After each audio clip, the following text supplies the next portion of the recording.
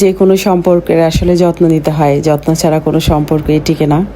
কিন্তু জীবনে এই পর্যায়ে এসে নিজের যত্নই নিতে ইচ্ছে করে না, অন্যের যত্ন কী নেব বলেন। তবুও মায়া বড্ড খারাপ জিনিস, যার জন্য যত্ন না চাইলেও করতে হয়। ফজর নামাজের পরেই রওনা দিতে হবে ঢাকার উদ্দেশ্যে, তাই মূলত রাতেই গুছিয়ে নিচ্ছি কাজগুলো।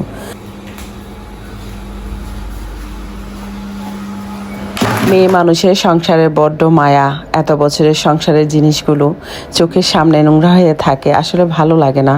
এখানে আমি থাকি না, সেভাবে ফার্নিচার নেই, কিন্তু ঘরের দেয়াল বলেন, ফ্লোর বলেন, এমন পরিমাণ ময়লা হয় যেগুলা ঘষতে ঘষতেই আমার দিন পার হয়ে যায়।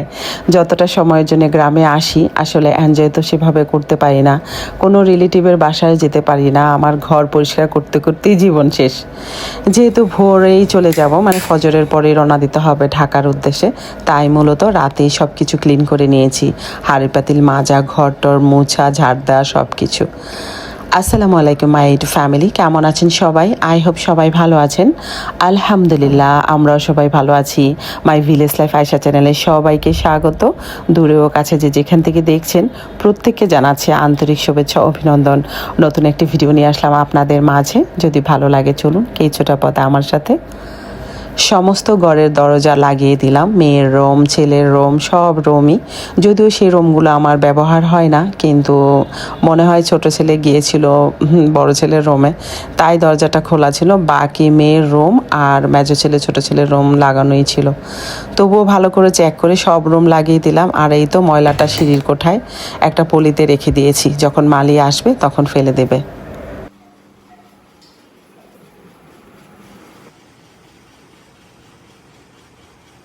রাত্রির 11টা 8 মিনিট, আর আমার এখন কাজ শেষ হলো। সমস্ত দিন মালিদের দেখিয়ে দিলাম, মানে যে লোকদের নিয়েছিলাম তাদের দেখিয়ে দিলাম কাজ বাজ।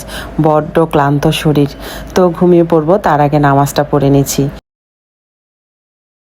আমার বিছানার ওপরে যে পাখাটা, সেটা আইপিএস থাকে, আর এই যে বরাবর ফ্লোরের ওপর পাখাটায় থাকে না।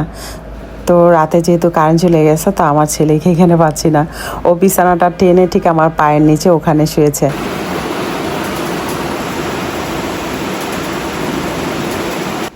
বৃষ্টি যেন পিছুই ছাড়ছে না, ঘুম থেকে জেগেই দেখি মুষলধারায় বৃষ্টি। ফজর নামাজটা পড়ে রেডি হয়ে গেলাম।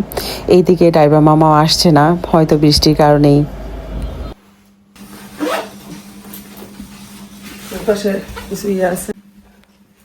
এই তো সবকিছু এখন করে রাখলাম। আর এখন আমি যেহেতু রাতে খাই না, ক্ষুধা লাগে, তো এই যে দুধের সাথে একটু মুড়ি নিয়ে নেবো, আর পানির বোতলটা নিয়ে যাবো, আর প্লেটটা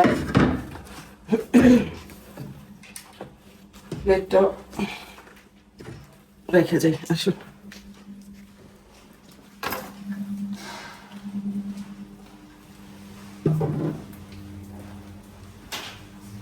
আছে তো সব বোতল লাগাই রেখে আসছি, এখন হলে পানি আসতেছে।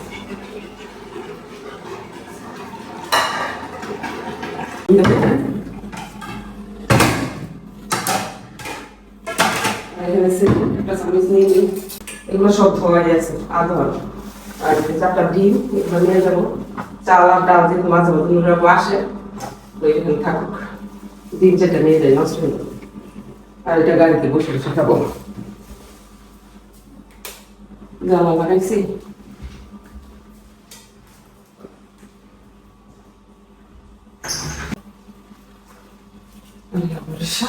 এখন ওয়াশরুমে তো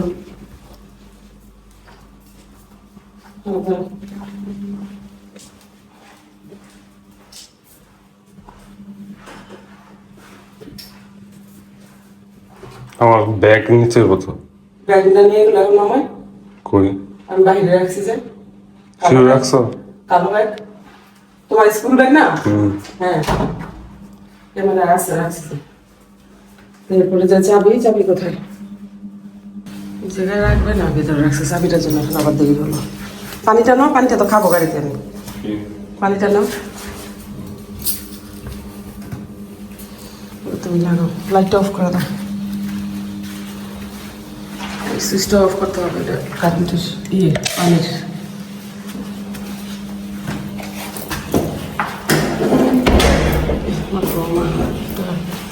যুদ্ধ চলেছিল, যুদ্ধ। টিয়া আসছে, এখন ঘুমাচ্ছে, এটাই লাভ নেই, ঘুমাক।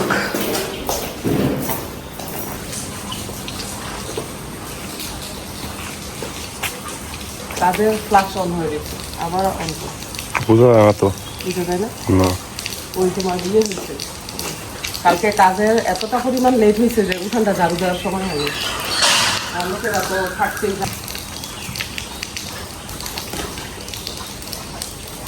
সামনেই রাখি।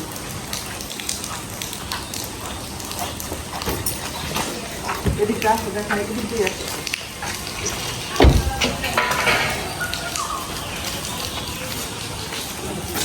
এই যে আম গাছটা দিয়েছে, এটাইও ভাঙার পরে অনেকটা জায়গা বেশি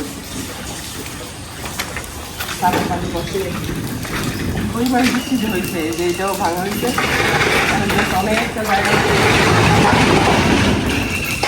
কাটতে বলছে, আমি কাটবো না, এগুলো দরকার নেই, অনেক পুরোনো গাছ, ওইখানে হাত না কাটতে।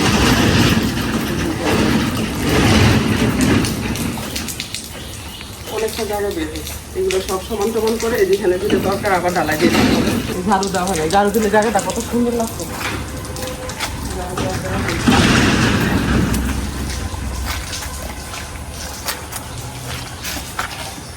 এদিকে যাচ্ছি, জায়গাটা অফ করে বেড়ে দিকে।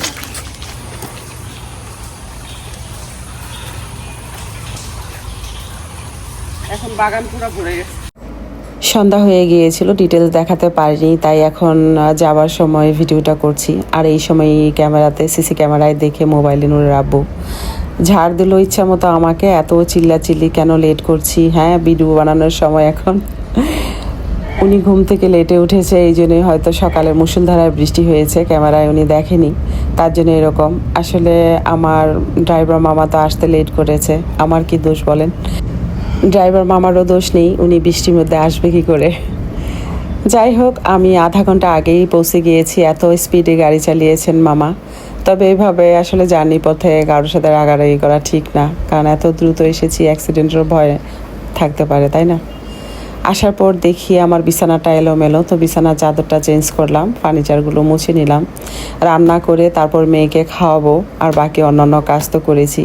সেদিন আর একটু রেস্ট আমার হয়নি, আরও অন্যান্য কাজ করেছি অফ ক্যামেরায়, বা কিছু ভিডিও করা ছিল, সেটা হয়তো পরে দেখাবো। তো আজকের মতো এখানেই রাখছি, দেখা হবে নতুন কোনো ভিডিওতে। শরীরে একদম এনার্জি নেই। যখন ভয়েস দিচ্ছি তখনও আমি অসুস্থ, হাঁটুর ব্যথাটা বেশ ভোগাচ্ছে আমাকে। আল্লাহ যদি মাফ করে, জীবনে কত গুনাহ করেছি জেনে না জেনে, তাই না? আল্লাহ যদি মাফ করে তাহলেই। আসলে হাঁটুতে জেল শুকিয়ে গিয়েছে, এটা আমাকে ভোগাচ্ছে, নামাজ পড়তে বসতে কষ্ট হয়, তবু দাঁড়িয়ে এখনও নামাজ পড়ছি ইনশাল্লাহ। আলহামদুলিল্লাহ, আল্লাহ যেন সেই তৌফিক দেয়, পুরোপুরি হাঁটুটা যেন অকেজ না হয়ে যায়, দোয়া করবেন। আর এই যে খাবারটা নিয়েছি আমার মেয়ের জন্যে, তো মেয়েকে খাওয়ালাম। কোনোভাবে বোঝা যায় আমার বাচ্চাগুলো বড় হয়েছে বলেন? থ্যাংকস ফর ওয়াচিং, আল্লাহ হাফেজ।